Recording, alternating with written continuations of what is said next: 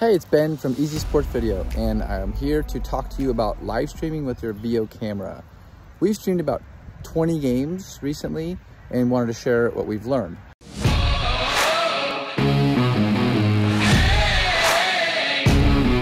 If you're getting to the field and you're going to live stream and you're used to using a 1 to record, I would get there a little bit earlier because there's just some setup that you have to do in the app. It takes a little bit longer, so if you're expecting to be able to get there and just record right away, there's a few setup steps. So I would give yourself a few more minutes to get that started. You can either record or you can record and live stream in your app. You can actually tell it whether you're doing like 11v11, 9v9, 5v5, and then it will detect the pitch. And then you hit the start button. You kind of have to wait for it to prepare and spin up. There is an app called VO Live that everyone watches it on. So what I would do is once you get it started, I would pull it up in the VO Live app, make sure it looks good. One time my wife was watching it. After like 2 minutes, it stopped and she let me know. So I actually stopped the recording and live stream and then restart it, and it was fine. If you do stop it, it actually stops recording. So at that point, we had a VO2 and a 1 going at the same time as a backup because it was new. So we still had the whole recording on the 1.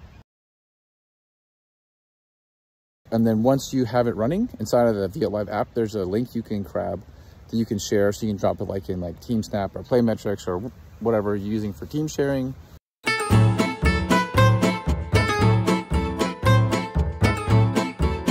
So what I would do is, if you're going to share it more widely, is I would also link to like a resource that explains how to do it. We have one of those on easysportsvideo.com.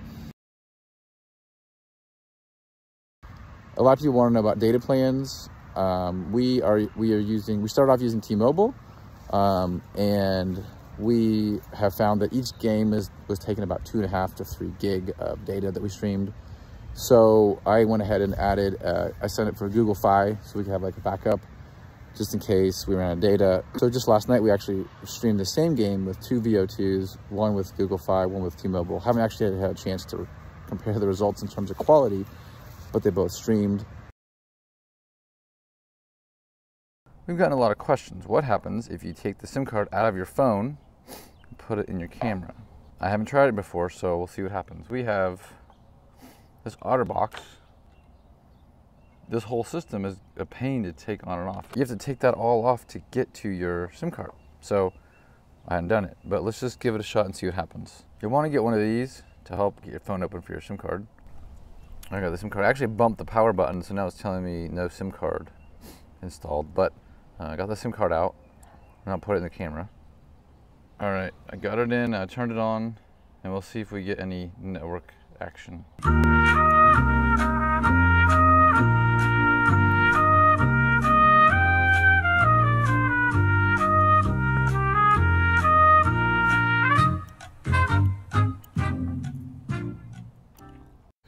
And I see the 4G icon. So let's hit record and live stream and see what it does. Yeah, it doesn't. If it didn't have connection, it wouldn't get this far. So looks like the SIM card from my phone does work in the.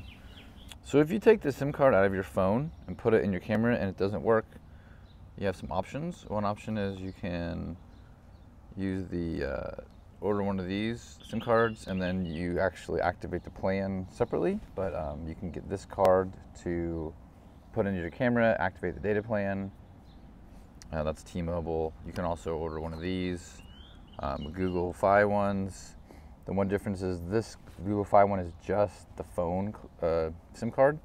Once you get this set up, you'll also need to order the separate data SIM card. With Google Fi, I actually had to activate the phone SIM card in a phone first before I could then order a data only card and activate it. But once I went through that process, it was a little bit of a pain, but I was able to use the data card in the video camera as well. So when you turn on the camera, there's like 2 lights on the left, and then if one of the lights up, then it's an indicator that you don't have network connectivity. If both of the left green lights light up, then you know you have connectivity. So once you get into the app, there's actually an icon that tells you whether it's connected or not. but you don't even need to wait until you get into the app. You just turn it on, and you can tell once it starts up, if those two lights are on, you know that you have connectivity. I have found that if you take the card out and put it back in, for some reason, for me, the next time I turn it back on, sometimes it doesn't recognize it.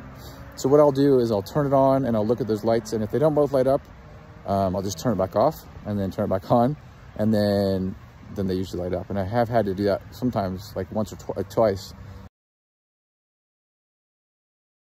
So we've done live streaming in major metro areas, like we've streamed in like Omaha, St. Louis, Kansas City. The performance has been fine. You know, you can watch it back. We did have a game where the tracking missed a few of the goals. So it got some of the goals, but there was a few where it got like right up it followed it right up to the edge, but then didn't actually show it go in the goal. So I let them know about that, and hopefully they'll get that fixed. There was another game actually where we did notice, like at the top, there was like a little black arc, which was kind of strange. I mean, you could still watch it, but it just looked a little different. And I thought maybe there was a problem, but then the next game, it wasn't there. And this is a look at how you can live stream with your VO camera using your hotspot. You'll need a hotspot, a USB to Ethernet adapter, and then also an Ethernet cord. As you can see, we're connected to the VO camera, and the icon is showing that there is no internet connection. There's no SIM card in the camera. If you try and live stream, it will say there's no internet, so it says please connect. So what we're going to do is we're going to take the internet from our hotspot and connect it to the camera. If your hotspot doesn't have an Ethernet port like ours, you can use an adapter, an Ethernet to USB-C adapter, to make it work. So first, you want to plug the USB-C into the camera. Then you're going to plug the Ethernet port into the adapter. Make sure you hear it click, and now you have the camera connected to the Ethernet cable. Now you want to take the other end of the cable and plug it into your hotspot. In case we don't have an Ethernet port, so we're going to use an additional adapter. USB-C into the hotspot. Once again, we'll take a look and we'll see that the connection icon is showing no connection. And then we'll take our Ethernet cable and we'll plug it into the adapter. And you'll see the icon change from no connection to connection. So now if you click live stream, it will let you proceed. Now if your only port is a USB-C, you won't be able to charge your hotspot while it's using the internet. So make sure that your hotspot is fully charged before you start streaming the game. Additionally, if you want to charge the camera while it's live streaming, you can always put your USB-C power cord into the other end of the adapter, power into a portable source. One challenge you may run into is the height of your tripod and the length of your power cable and the Ethernet cable. You have a few options. One is to get longer cables. The other is to lower your tripod. And the third option is you could bring it down at halftime, lower your tripod just at halftime to charge the camera. So in this case, our lights are showing full battery and good internet, so we can come out here and we can begin the live stream process. I did talk to a person that has a Nighthawk Netgear. It has an Ethernet port on it. So what you can do is you can run the Ethernet cord out of the hotspot into the USB-C adapter, plug it into the back of the camera, and so you can actually stream off that. So that's what he was doing. There is the ability to, once the game is over, it's pretty cool. Inside of VO Live, you can cast it back to like AirPlay, like Chromecast. Like if you have a Roku or Chromecast or something, you can cast it back to your TV, which is pretty slick. So you can watch it back right away. You don't have to wait for it to upload. Something else to let people know that are sitting kind of around the camera is that the mics on the new VO are better, so they pick up a lot more audio. When we had games where it was not a lot of like wind, you could actually pick up the audio of the spectators pretty clearly. So I would mention to them that we could hear, the camera is picking up what they say, it's actually being streamed. So hopefully that helped answer some of your questions about the VO and live streaming. And if you have more questions about it, just let me know. Thanks. We made this video for teams that rent our VO cameras or use our VO camera guide. If you need to rent a camera for a weekend or a week or a season, or if you need a camera guide for your team, you can check us out on easysportsvideo.com/start. We also have a site where you can buy and sell used cameras. We have a guide for teams that want to do freelance work in their area. We have a gear shop where you can buy accessories for your camera, and we have a YouTube channel where we offer helpful videos about soccer video, sports video.